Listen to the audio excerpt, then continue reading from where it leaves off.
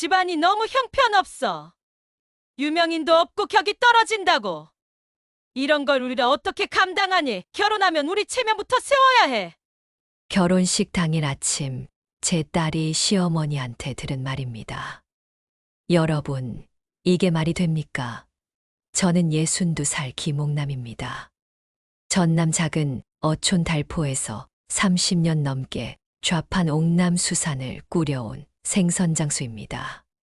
오늘 제가 여러분께 들려드릴 이야기는 제 딸의 결혼식을 제 손으로 무산시킨 그날의 진실입니다. 끝까지 들어보시고 제가 옳았는지 그른지 판단해 주십시오. 구독과 좋아요도 눌러주시면 힘이 되겠습니다. 새벽 4시면 저는 일어납니다. 달포항 위판장에 나가 그날 들어온 고등어, 전어, 갈치를 직접 눈으로 보고 삽니다. 얼음 포대를 깨고 한 마리씩 지느러미를 만져보면 신선도가 손끝으로 느껴집니다. 살이 단단하게 붙은 놈은 지느러미가 팽팽하거든요.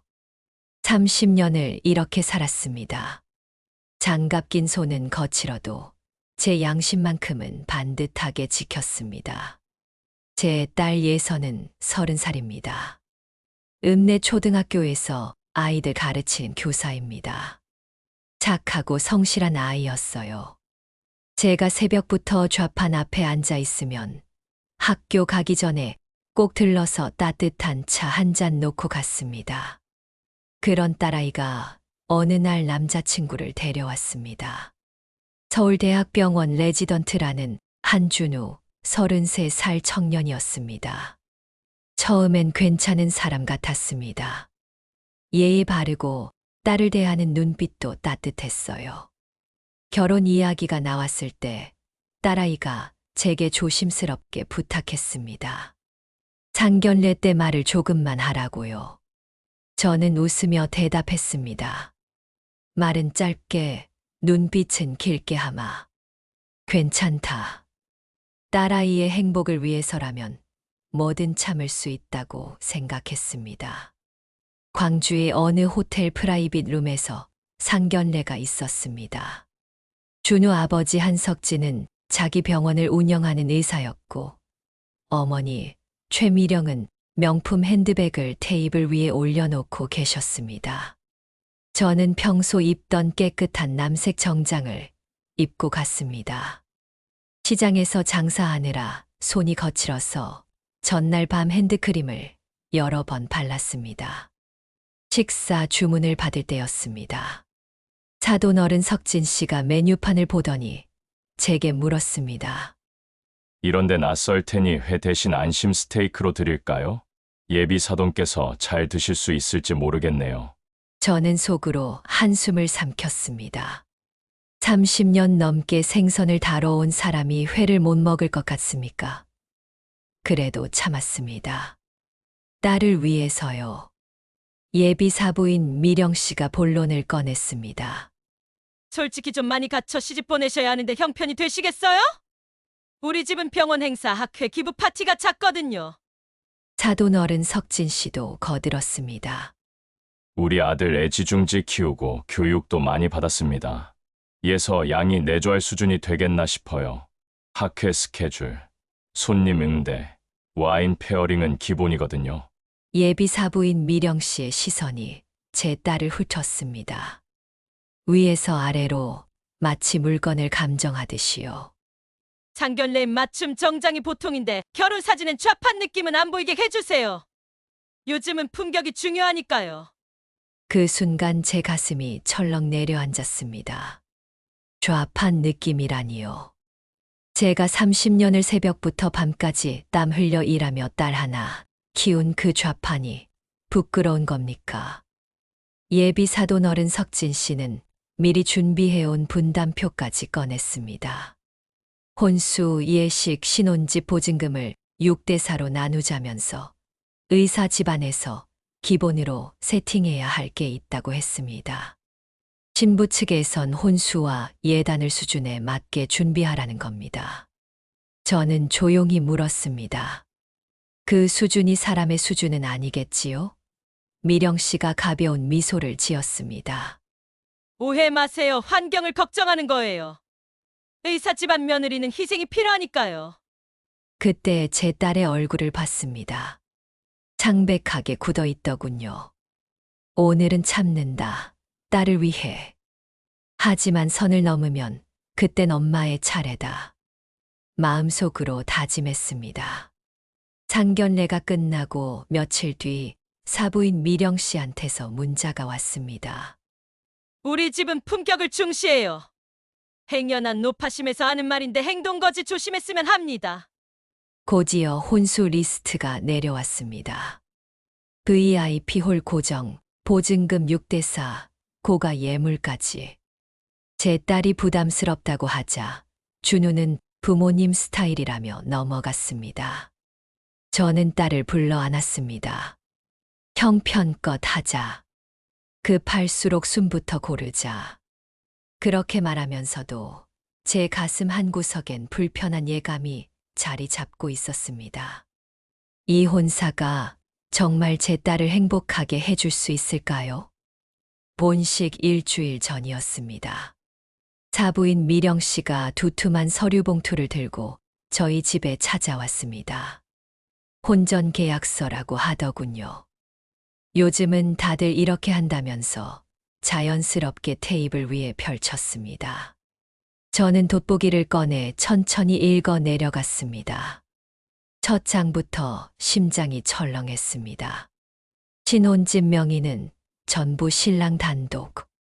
배우자 가족의 경력 및 건강 문제에 대한 부담 없음. 신부는 출산 후 육아에 전념할 것. 시댁 행사 참석 의무화. 한 장 한 장 넘길 때마다 제 손이 떨렸습니다. 사부인 미령 씨, 이건 계약이 아니라 일방적인 통보 아닙니까? 제 목소리가 낮게 깔렸습니다. 사부인 미령 씨는 여유롭게 차를 마시며 대답했습니다. 어머니, 요즘 세상이 어떤 세상인데요? 서로 명확히 해두는 게 나중에 좋아요. 우리 집안은 대를 이어 의사 집안이거든요. 체면이라는 게 있어요. 저는 그 서류를 접어서 도로 봉투에 넣었습니다. 계약은 둘이 쓰는 겁니다. 한쪽만 이익인 건 강매지요. 제 말에 사부인 미령 씨의 얼굴이 굳었습니다. 하지만 저는 물러서지 않았습니다. 30년 장사하면서 온갖 사람 다 만나봤습니다. 억지로 떠넘기는 물건은 받지 않는 게 장사꾼의 기본입니다. 그날 밤 저는 딸을 불러 마주 앉았습니다. 예서의 눈가엔 다크서클이 짙었습니다. 한 달 사이 살도 많이 빠진 것 같았습니다. 제가 딸의 손을 잡았습니다. 거친 제 손과 달리 딸의 손은 부드러웠습니다. 분필 가루 묻혀가며 아이들 가르치는 그 고운 손이요. 예서야, 결혼은 내 결정이다. 하지만 존엄은 팔지 마라. 딸아이가 고개를 숙이고 한참을 울었습니다. 준우 오빠는 좋은 사람이라고, 부모님만 좀 까다로울 뿐이라고, 결혼하면 달라질 거라고 말했습니다. 저는 아무 말도 하지 않았습니다. 그저 딸의 등을 토닥여 줄 뿐이었습니다. 60년을 살아보니 알겠더군요. 사람은 쉽게 안 변합니다. 특히 자기가 옳다고 믿는 사람은요. 다음 날 새벽, 저는 평소처럼 위판장에 나갔습니다. 고등어를 손질하면서 계속 생각했습니다. 제가 과한 걸까요? 딸의 행복을 위해 한 발짝 물러서야 하는 걸까요?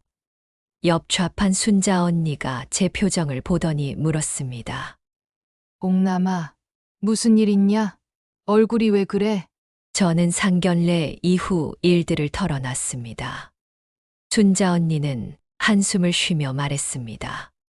그 집안 사람들 돈으로 사람 재는 거요. 우리가 뭐가 부족해서 땀 흘려번 돈이 부끄러운 돈이냐? 맞습니다. 저는 부끄러운 돈 한 푼 번 적 없습니다. 새벽부터 밤까지 손님 속이지 않고 싱싱한 생선만 팔았습니다. 비 오는 날도 눈 오는 날도 좌판 앞을 지켰습니다.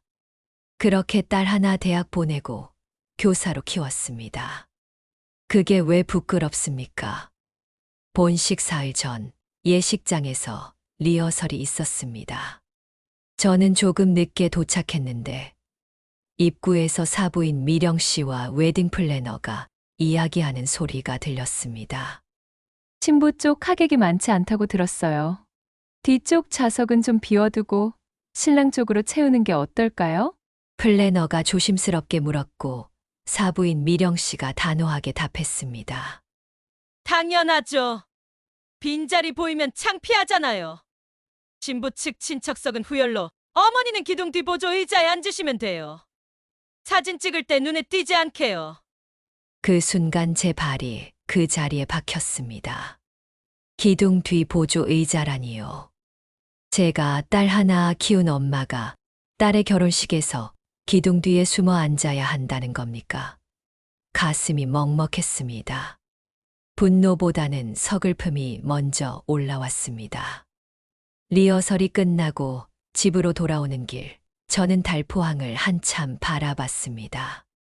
파도가 밀려왔다, 밀려가길 반복했습니다. 제 인생도 저 파도 같았습니다. 밀려왔다가 밀려가고, 때로는 것은 바람에 휘청이면서도 다시 자리를 잡고 서는 것. 그렇게 버텨왔습니다. 그날 밤, 저는 오래된 장롱을 열었습니다. 맨 아래 서랍에 보관해둔 서류들을 꺼냈습니다. 부동산 등기부 등본, 채권 증서, 예금 통장. 30년 동안 한 푼, 두 푼 모은 것들이었습니다.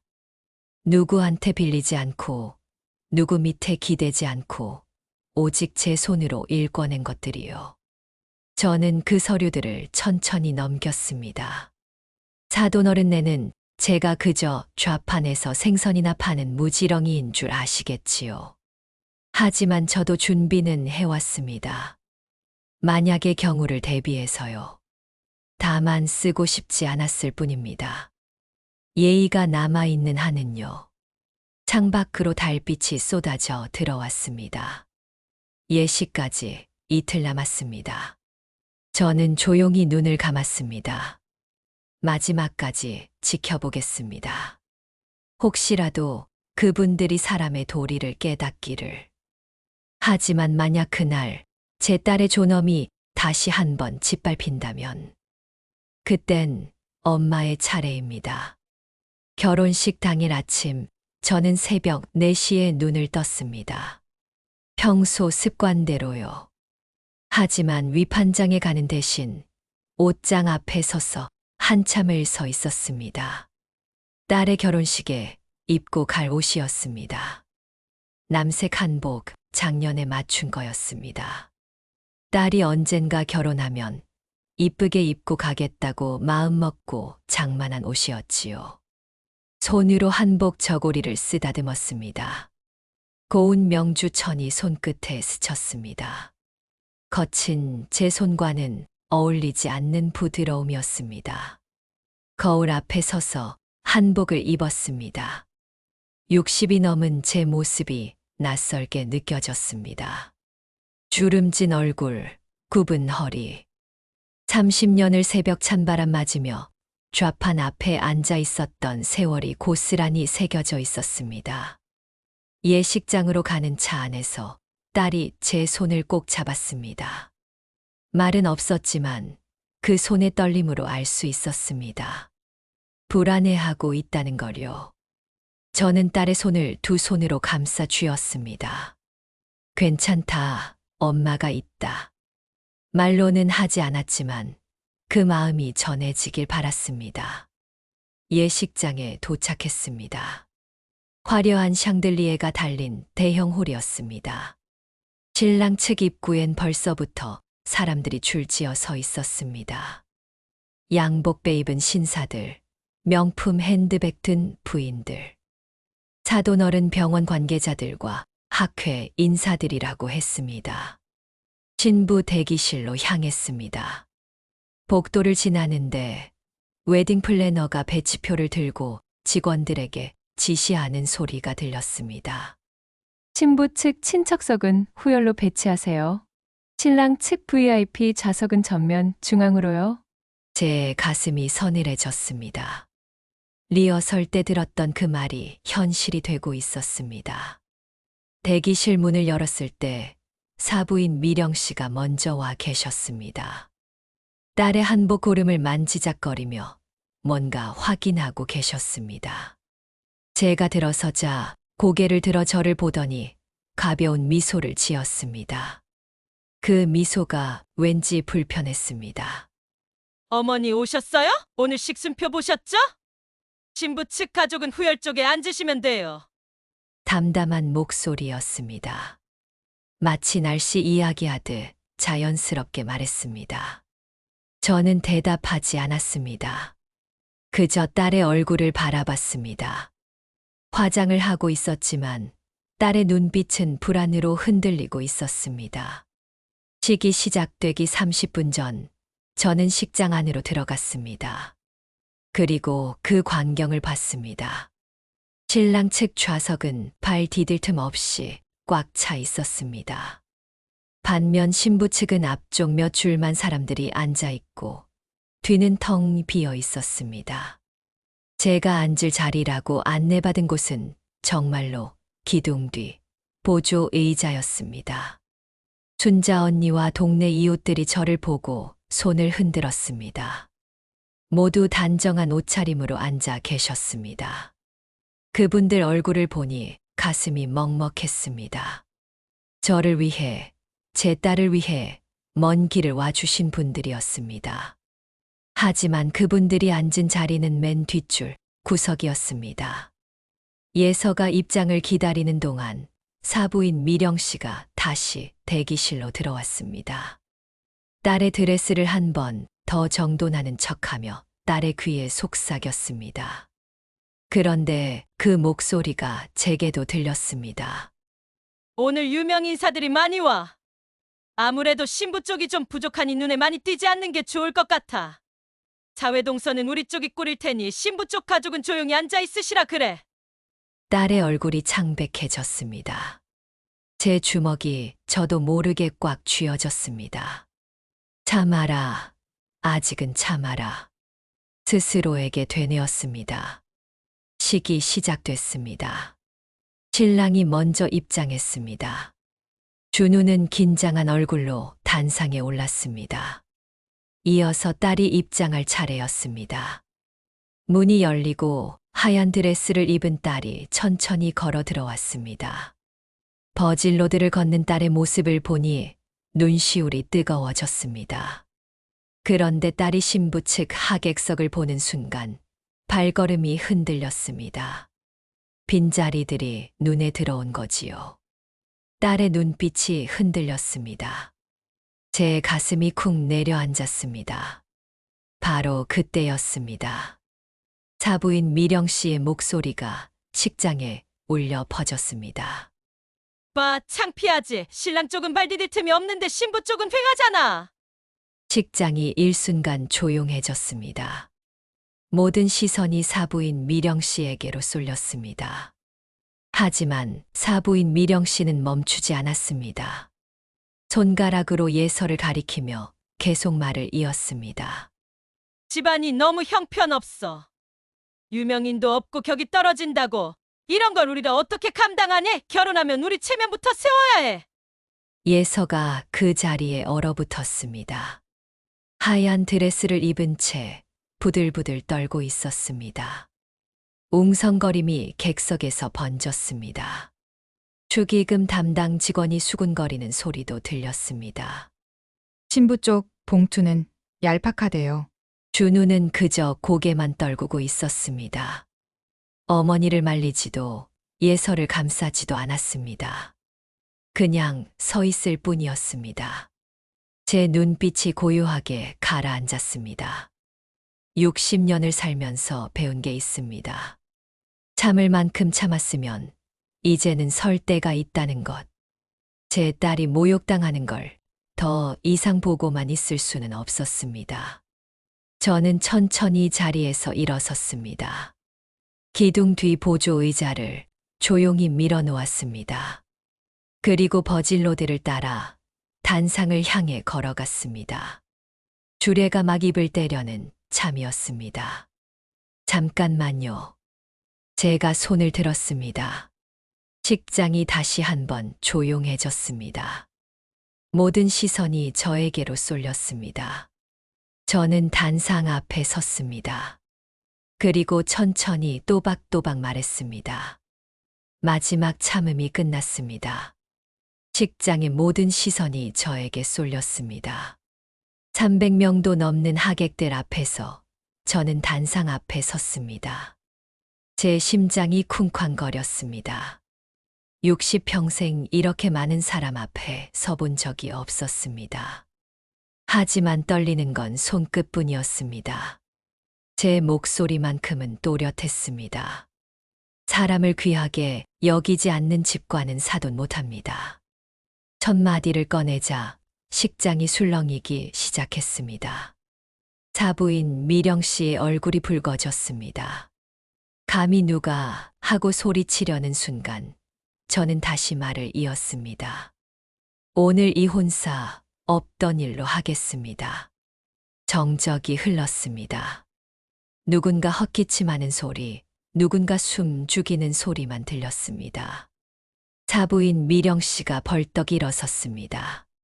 감히 누가 이런 자리를 망쳐요! 당장 나가세요! 목소리가 식장 전체에 울려 퍼졌습니다. 하지만 저는 물러서지 않았습니다. 천천히 사부인 미령 씨를 똑바로 바라보며 말했습니다. 엄마가 합니다. 내 딸은 하대를 배우며 살지 않습니다. 제 목소리는 크지 않았습니다. 하지만 단단했습니다. 30년을 새벽 찬바람 맞으며 좌판 앞을 지켰던 그 세월이 만든 단단함이었습니다. 사돈 어른이 자리에서 일어나 제지하려 했지만 저는 이미 결심한 뒤였습니다. 딸아이 예서를 돌아봤습니다. 하얀 드레스를 입은 채 그 자리에 서서 눈물을 흘리고 있었습니다. 하지만 그 눈물 속에서 저는 봤습니다. 안도의 빛을요. 제가 딸에게 다가가 손을 내밀었습니다. 예서가 떨리는 손으로 제 손을 잡았습니다. 엄마, 딸의 목소리가 가늘게 떨렸습니다. 저는 딸의 손을 꼭 쥐었습니다. 괜찮다. 엄마가 여기 있다. 준우는 그 자리에 굳어 서 있었습니다. 한 걸음도 내딛지 못했습니다. 예서를 붙잡지도 어머니를 말리지도 않았습니다. 그저 창백한 얼굴로 서 있을 뿐이었습니다. 그 모습을 보며 저는 확신했습니다. 이 선택이 옳다는 걸요. 객석에서 웅성거림이 커졌습니다. 누군가는 휴대폰을 꺼내 들었고 누군가는 옆 사람과 수군거렸습니다. 사회자는 마이크를 손에 쥔 채 어찌할 바를 몰랐습니다. 주례 선생님은 당황한 얼굴로 단상 뒤로 물러섰습니다. 사부인 미령 씨가 다시 소리쳤습니다. 이게 무슨 망신이에요? 지금 당장 그만두세요! 계약금도 예식비도 다 물어내야 할 거예요! 저는 고개를 끄덕였습니다. 물론입니다. 당연히 저희가 책임지겠습니다. 그 말에 사부인 미령 씨가 잠시 말문이 막혔습니다. 제가 그렇게 나올 줄은 몰랐던 모양이었습니다. 사돈 어른이 다가와 낮은 목소리로 말했습니다. 어머님, 이건 아니지 않습니까? 이렇게까지 하실 건 없잖아요. 아이들 생각해서라도. 아이들 생각해서 하는 겁니다. 제가 사돈 어른을 똑바로 쳐다봤습니다. 제 딸이 평생 고개 숙이고 살 수는 없습니다. 사람답게 대접받지 못할 바엔 안 하는 게 낫습니다. 그 순간이었습니다. 식장 뒤쪽 문이 열렸습니다. 정장을 갖춰 입은 사람들이 차례로 들어왔습니다. 은행 지점장, 법무사, 공인중개사였습니다. 저는 며칠 전 미리 연락해둔 분들이었습니다. 만약의 경우를 대비해서요. 은행 지점장이 서류 가방을 열며 말했습니다. 김옥남 사모님, 지수연동 채권 만기 서류입니다. 서명 부탁드립니다. 법무사가 두툼한 서류를 꺼냈습니다. 이 웨딩홀이 들어선 18층 건물 소유권 등기부 김옥남 명의 재발급 확인됐습니다. 공인중개사가 마지막으로 서류를 펼쳤습니다. 한석진 원장 개인병원 옆 건물 매매 잔금 오늘자로 입금 확인됐습니다. 임차인 갱신 현황 보고 드립니다. 객석이 술렁이기 시작했습니다. 처음엔 작은 속삭임이었다가 점점 커지는 웅성거림으로 번졌습니다. 사부인 미령 씨의 얼굴에서 혈색이 사라졌습니다. 입술이 파르르 떨렸습니다. 사돈어른의 입이 벌어진 채 굳어 있었습니다. 저는 세 분께 공손히 인사했습니다. 수고하셨습니다. 서류는 나중에 사무실에서 처리하겠습니다. 그들이 나간 뒤 저는 다시 하객들을 향해 말했습니다. 나는 생선 팔아 현금으로 모으고 투자를 했습니다. 제 목소리는 떨리지 않았습니다. 누구 밑에 기대 산 적 없습니다. 예의만 지켰다면 오늘 굳이 드러낼 까닭이 없었지요. 사부인 미령 씨가 의자에 주저앉았습니다. 그토록 당당하던 모습은 온데간데 없었습니다. 사돈어른은 깊은 한숨만 내쉴 뿐이었습니다. 신랑 측 하객들 사이에서 수군거림이 번졌습니다. 좌판 생선장수라며 무시하던 그 사람들이요. 순자 언니가 신부 측 좌석에서 일어나 박수를 쳤습니다. 그러자 동네 이웃들도 하나둘 일어나 박수를 쳤습니다. 그 박수 소리가 식장에 울려 퍼졌습니다. 저는 그분들을 향해 깊이 고개 숙여 인사했습니다. 예서가 제 팔을 꼭 잡았습니다. 딸의 눈가엔 눈물이 가득했지만 그 얼굴엔 미소가 번지고 있었습니다. 30년을 살면서 처음 보는 진짜 편안한 미소였습니다. 저는 딸의 어깨를 감싸 안았습니다. 이제 끝났다. 우리는 자유다. 마음속으로 속삭였습니다. 식장은 여전히 술렁이고 있었습니다. 하지만 저는 침착했습니다. 30년 장사하면서 배운 게 있습니다. 일이 틀어지면 깔끔하게 마무리하는 게 예의라는 것. 저는 웨딩 플래너를 불러 조용히 말했습니다. 마이크 좀 빌려주시겠습니까? 플래너가 떨리는 손으로 마이크를 건넸습니다. 저는 마이크를 잡고 단상 위에 섰습니다. 60평생 마이크를 잡아본 건 처음이었습니다. 손에서 땀이 났지만 제 목소리만큼은 흔들리지 않았습니다. 먼 길 오셨는데 송구합니다. 하객들이 조용해졌습니다. 저는 천천히 말을 이었습니다. 식대와 위약금은 신부 측이 전액 정리하겠습니다. 폐를 끼쳐 죄송합니다만 오늘은 파혼을 알립니다. 누군가 한숨 쉬는 소리가 들렸습니다. 누군가는 고개를 끄덕였습니다. 저는 준비해온 USB를 플래너에게 건넸습니다. 스크린에 사진이 떴습니다. 예서가 아이들과 함께 바닷가에서 웃고 있는 모습이었습니다. 해양 생태 수업 시간이었습니다. 제 딸 예서는 아이들을 가르친 교사입니다. 사진 속 예서는 행복해 보였습니다.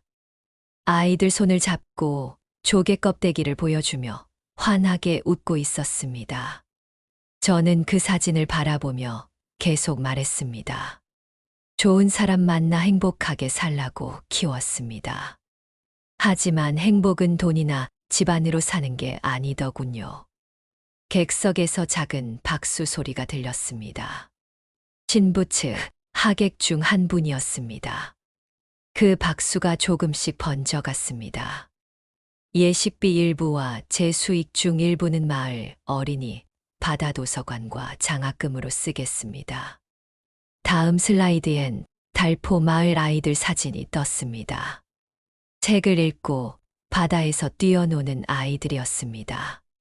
저는 이미 며칠 전 공인중개사를 통해 서류를 준비해뒀습니다.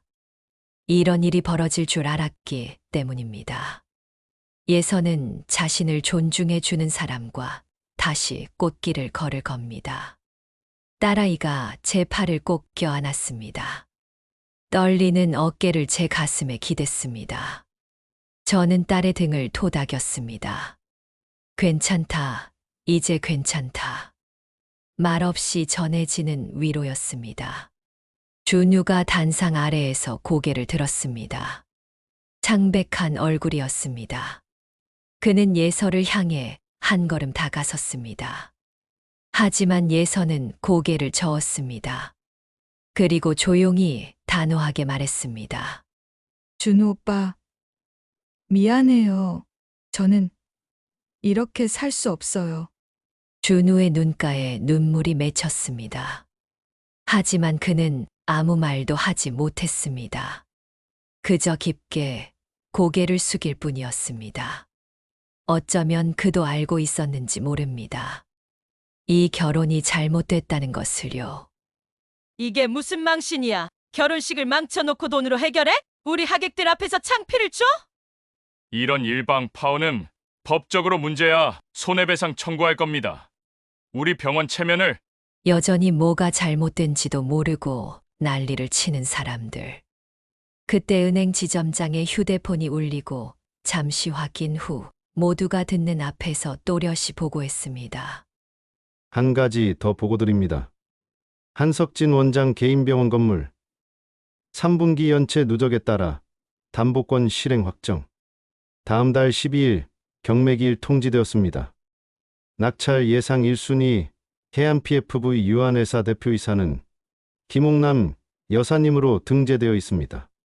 경매기일 통지서를 읽는 순간 공기가 얼어붙었습니다. 장내가 술렁였고 방금 전까지 고개를 들고 있던 사돈어른의 얼굴이 새하얗게 굳어버렸습니다. 사부인 최미령은 무언가 말을 하려다 입술만 달싹거렸죠. 사실 사돈어른 내는 것만 그럴듯해 보였지 속은 그렇지 않았습니다. 원장님 병원 운영이 쉽지 않으셨지요. 병원 옆 건물은 이미 제 것이고요. 진입 동선을 정리하려던 참입니다. 좋게 정리하려 했는데 오늘은 사람 값을 깎아 버리셔서요. 사부인 미령이 비틀거리며 단상 앞으로 나왔습니다. 사돈 아니, 사모님. 목소리가 떨렸다. 제가 잘못했습니다. 예비 사돈어른 석진도 고개를 숙였다.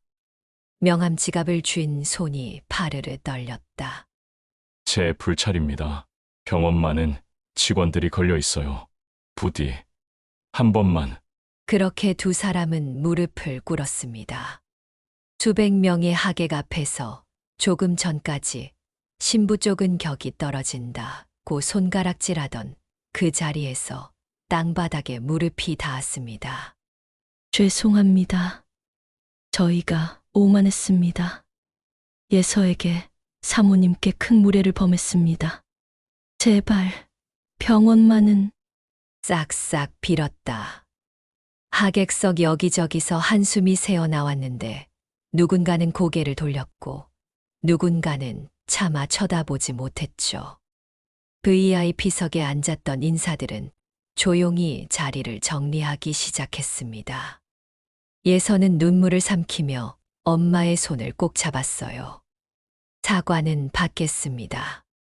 다만 거래는 거래고 존중은 존중입니다.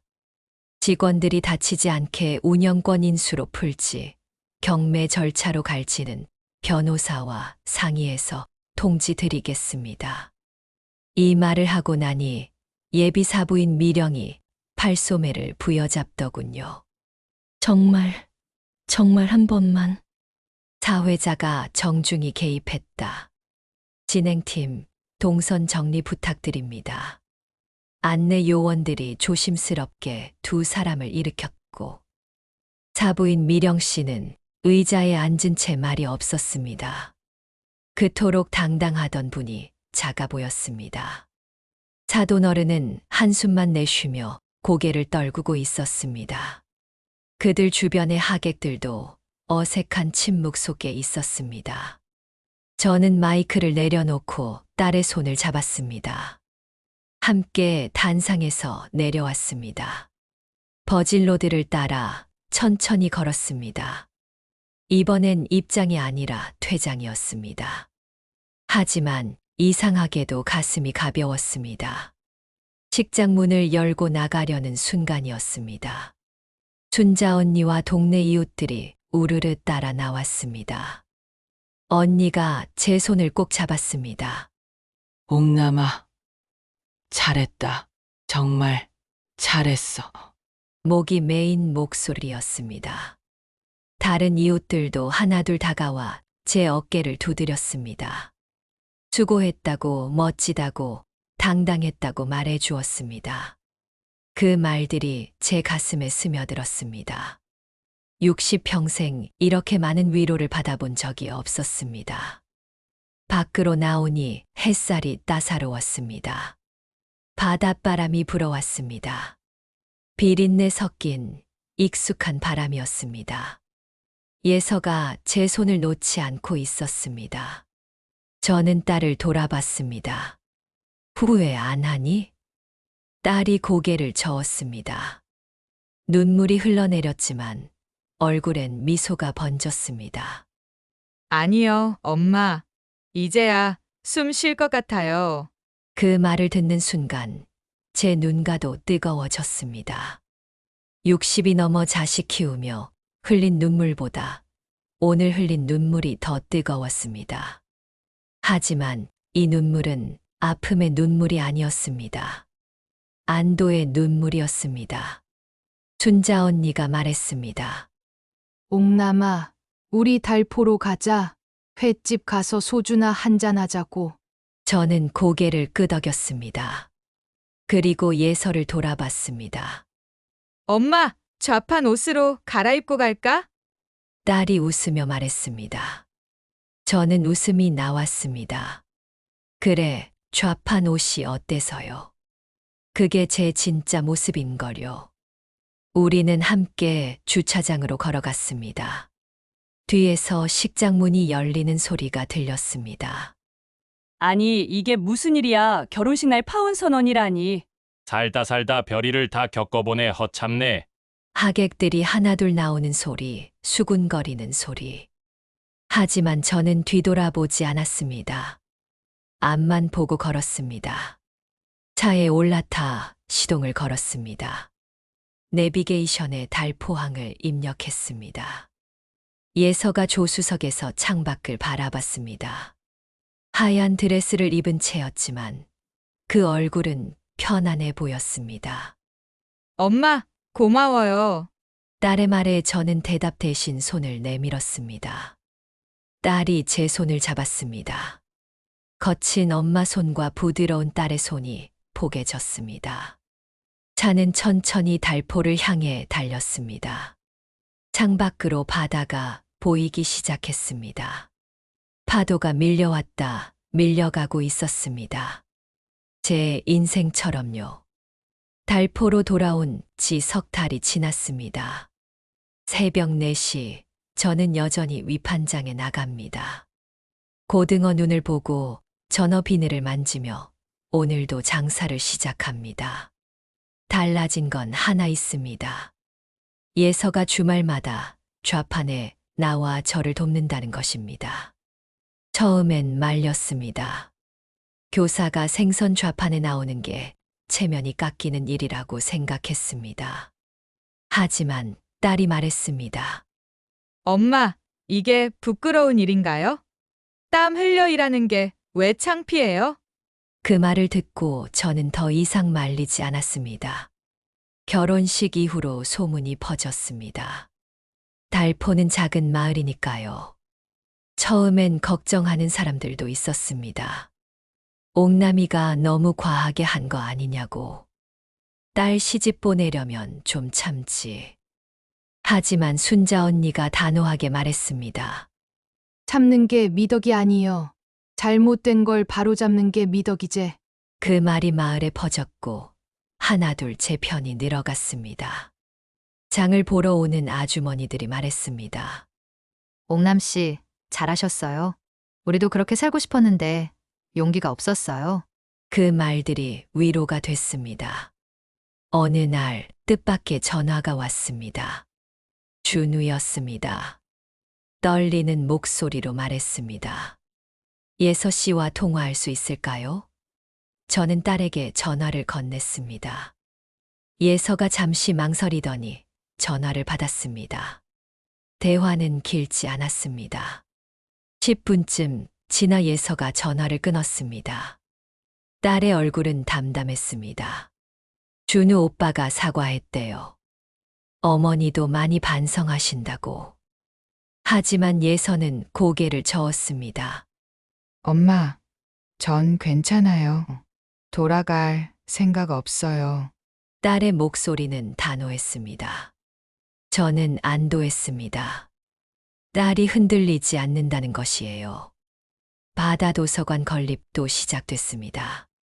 제가 내놓은 돈으로 마을 빈 창고를 개조하고 있습니다. 책장을 세우고 작은 책상을 들여놓고 아이들이 책 읽을 공간을 만들고 있습니다. 순자 언니가 물었습니다. 옥남아, 후회 안 하냐? 딸 시집 한 번에 보냈으면 속 편했을 텐데. 저는 고개를 저었습니다. 언니, 속 편한 게 중요한 게 아니요. 딸이 사람답게 사는 게 중요하지. 언니가 제 손을 꼭 잡았습니다. 그래. 내 말이 맞다. 우리 세대는 너무 참고만 살았어. 그 말에 저도 고개를 끄덕였습니다. 가끔 저녁이면 딸이랑 둘이 앉아 소주 한잔 합니다. 딸이 말합니다.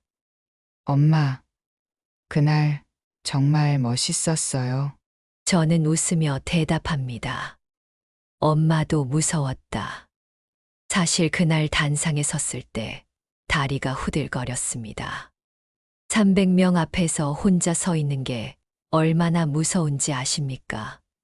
하지만 딸의 눈물을 보는 순간 무서움보다 분노가 앞섰습니다. 제 딸을 지켜야 한다는 본능이 무서움을 이겼습니다. 지난주엔 사돈어른한테서 편지가 왔습니다. 정중한 사과문이었습니다. 그날의 무례함을 용서해달라고, 교만했다고, 반성한다고 적혀 있었습니다. 저는 답장을 쓰지 않았습니다. 용서는 해도 다시 만날 이유는 없으니까요. 이제 딸도 행복합니다. 그것만으로 충분합니다. 여러분, 제 이야기가 끝났습니다. 제가 옳았을까요? 여러분이 판단해 주십시오. 다만 한 가지만 말씀드리고 싶습니다. 참는 게 미덕이라고 배웠지만 때론 참지 말아야 할 때도 있습니다. 여러분의 존엄이 짓밟힐 때는요. 1년이 지났습니다. 어느 날 낯선 번호로 전화가 왔습니다. 받아보니 사부인 미령 씨였습니다. 1년 만이었습니다. 목소리가 예전과 달랐습니다. 날카로움이 사라지고 조심스러움이 묻어났습니다. 어머님, 괜찮으시다면 한번 뵙고 싶습니다. 저는 잠시 망설였습니다. 딸에게 물었습니다. 예서는 고개를 끄덕였습니다. 괜찮아요. 엄마, 저도 궁금해요. 어떻게 지내시는지. 일주일 뒤 달포 작은 카페에서 만났습니다. 사부인 미령 씨는 명품 핸드백 대신 평범한 가방을 들고 왔습니다. 화장도 옅었고 옷차림도 수수했습니다. 1년 사이 많이 바뀐 모습이었습니다. 어머님, 죄송합니다. 사부인 미령 씨가 먼저 고개를 숙였습니다. 저는 가만히 앉아 있었습니다. 그분이 계속 말했습니다. 그날 이후로 많이 반성했습니다. 제가 얼마나 교만했는지, 얼마나 사람을 함부로 대했는지 깨달았어요. 목소리가 떨렸습니다. 진심이 느껴졌습니다. 준우가 많이 힘들어했어요. 예서 씨를 잃은 게 후회된다고, 자기 잘못도 크다고. 병원 일도 손에 안 잡힌대요. 저는 여전히 말이 없었습니다. 그저 차를 마시며 들었습니다. 어머님, 이제야 알 것 같아요. 돈이 많은 게 부자가 아니라 사람을 귀하게 여기는 게 부자더라고요. 그 말에 저는 고개를 들었습니다. 사부인 미령 씨의 눈가엔 눈물이 맺혀 있었습니다. 어머님은 진짜 부자셨어요. 돈도 있으셨지만 그보다 딸을 지킬 용기가 있으셨으니까요. 저는 천천히 입을 열었습니다. 사부인 미령 씨, 용서는 합니다. 하지만 다시 사돈 맺을 생각은 없습니다. 단호했지만 차갑지는 않았습니다. 사부인 미령 씨가 고개를 끄덕였습니다. 알아요. 당연합니다. 그냥 사과하고 싶었어요. 그날 대화는 거기서 끝났습니다. 저는 한참을 창밖을 바라봤습니다. 용서는 했지만 잊지는 못할 겁니다. 그날의 모욕을요. 하지만 미움은 없었습니다. 이미 제 딸을 지켰으니까요. 집으로 돌아가는 길, 예서가 물었습니다. 엄마, 준우 오빠, 어떻게 지낸대요? 저는 딸을 돌아봤습니다. 혹시 미련이 남았나 싶어서요. 하지만 딸의 눈빛은 담담했습니다. 그냥 궁금해서 물어본 거였습니다. 힘들대. 너 잃은 게 후회된다고. 그랬구나. 예서가 잠시 생각하더니 말했습니다. 엄마, 전 후회 안 해요. 그때 결혼했으면 평생 고개 숙이고 살았을 거예요. 딸의 말에 저는 안도했습니다. 제 선택이 옳았다는 걸 딸도 알고 있구나. 여러분, 진짜 부자가 뭔지 아십니까? 돈이 많은 게 아닙니다. 사랑하는 사람을 지킬 용기가 있는 겁니다. 그게 진짜 부자입니다. 2년이 지났습니다. 달포는 여전히 작은 어촌이고 저는 여전히 좌판 앞에 앉아 있습니다. 하지만 많은 것이 달라졌습니다. 무엇보다 제 딸이 달라졌습니다. 예서는 이제 자신 있게 웃습니다. 누구 눈치 보지 않고 하고 싶은 말을 합니다. 그 모습을 볼 때마다 그날의 선택이 옳았다고 확신합니다. 우리 세대는 참는 걸 미덕으로 배웠습니다. 며느리는 시댁 말을 들어야 하고, 아랫사람은 윗사람 눈치를 봐야 하고, 가난한 사람은 부자 앞에서 조아려야 한다고요. 저도 그렇게 살았습니다. 50년을 넘게요. 하지만 이제는 압니다. 참는 게 미덕이 아니라는 것을요. 잘못된 걸 바로잡는 게 진짜 용기라는 것을요. 나이 들었다고, 배우지 못했다고, 가난하다고 주눅들 필요 없습니다. 사람은 누구나 존중받을 권리가 있으니까요. 여러분, 제 이야기가 여기서 끝납니다. 긴 이야기 들어주셔서 감사합니다. 마지막으로 당부 말씀드리고 싶습니다. 나이 들었다고 포기하지 마십시오. 배우지 못했다고 주눅 들지 마십시오. 가난하다고 고개 숙이지 마십시오. 우리도 존중받을 권리가 있습니다. 우리 자식들도 손주들도 당당하게 살 권리가 있습니다. 참는 게 미덕이라고 배웠지만 잘못된 건 바로잡아야 합니다. 두렵겠지요. 저도 두려웠습니다. 하지만 사랑하는 사람이 짓밟히는 걸 보는 것보다 용기 내는 게 쉬웠습니다. 혹시 지금 비슷한 상황에 계신 분이 있다면 이것만 기억하십시오.